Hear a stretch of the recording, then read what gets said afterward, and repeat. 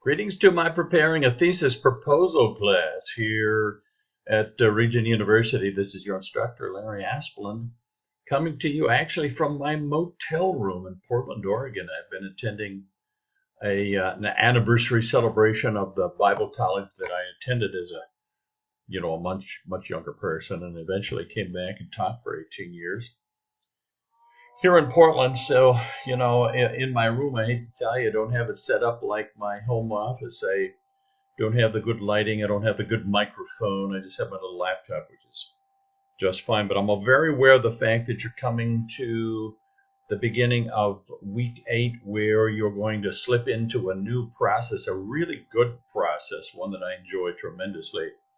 But the peer review aspect of this course, I think, is very, very important. In fact, after the first time I taught it, I asked those initial students, I said, what would make it a better course in terms of what our goals are, etc. And they said, well, the only thing that would make it better is if there was a peer review process. So we developed one, and I think it works very well. So it's something a little bit different for you, and I thought I would just review very quickly, somewhat spontaneously. I'm jumping in, I'm making this video for you. I'm going to go down to, and this is, I don't want to insult your intelligence, so if all of this is so simple and clear to you, just go ahead and pause this, or if you find it entertaining, you can keep going. But under course resources, as you well know, there are a variety of things that are available to you for our course,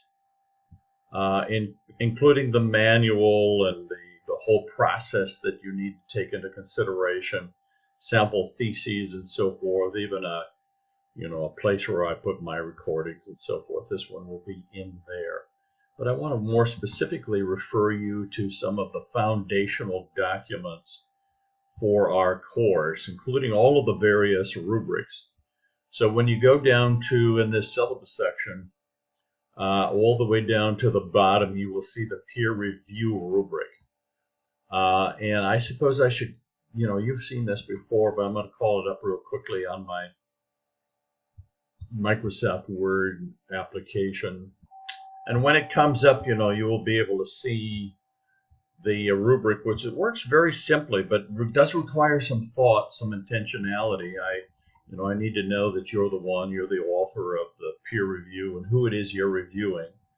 I give you some instructions on kind of our approach to peer review for our class, and then you will just have various elements that pertain to our written assignments, and those elements will be described, and then you just kind of put a quick a check into, an X into, is it strong, is it satisfactory, could use improvement.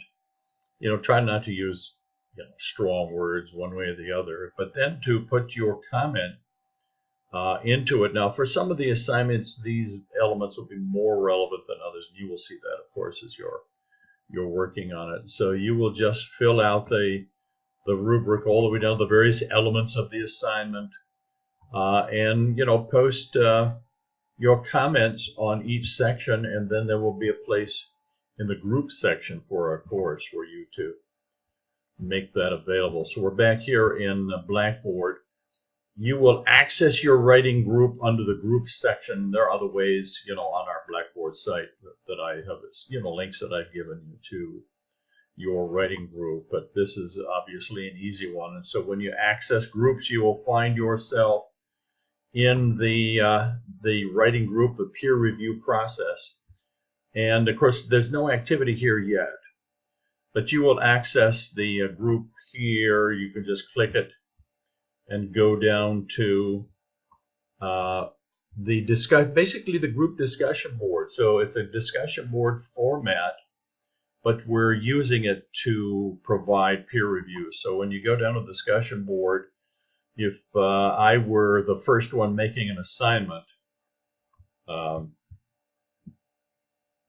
I would first of all access, okay, here we are, week 8, you're having writing group number 1, the abstract. And so there's a little bit of a description about, the abstract and the meaning of that assignment. So just like you would in a discussion board, you would click your link into that group, and then you would create a thread.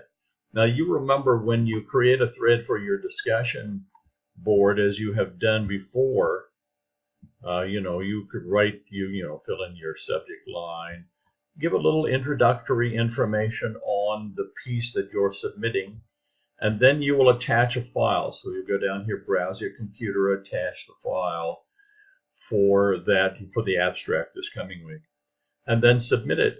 Now, when you go into the writing group then and you see other students, have submitted their abstract, you just need to, choose one and access their thread and then reply to it. And as soon as you do so, you will also see another space where you can browse your computer to attach a file. So you will have, once you've downloaded their abstract and you've taken a look at it, thoroughly looked at it, and then you have filled out, your peer review rubric, saved it under an appropriate file name so you can easily find it. Then you go in and reply to their discussion thread, which is now basically their abstract.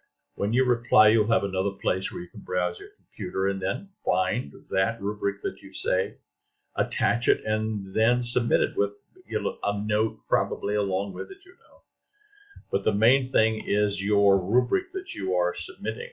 So it works that kind of way. It works like the discussion forum, except we're relying more on our ability to attach files, to download and attach files.